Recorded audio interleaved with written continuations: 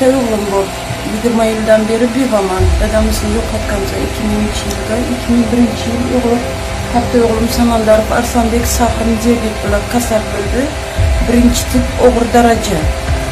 Ana endi 14-yildan beri buni ko'zi ko'rmay qolibdi. Oyog'i atlas qolibdi. Pochkasi HPV infeksiya tushgan, qurishni boshlagan. Lekin bizga almashtirish uchun $40,000 donorga yo'q. Shuning uchun yetib bo'lmasa tishlatini lecheniya olib tursak deyman har yili. O'shanga pulim yo'q. Rossiyaga borib ishlab kelaman, topib kelgan pulimni ana shunday rasxod qilaman, postoyanно qoldirib.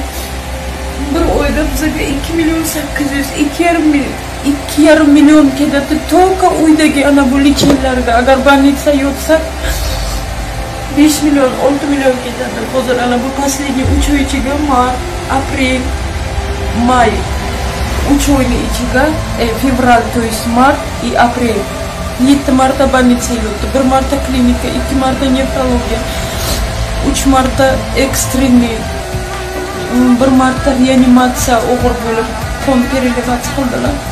Ana shuning uchun hozir 1,5 metr uzoqga ham ko'rmaydi. Oyog'i отказ qilibdi pochkada. Shunga pulim yo'q, iltimos. Agar yordam berib bilsalaringiz, bolamni hayoti uchun, men uchun emas. Yordam bersalaringiz, iltimos. Biz ham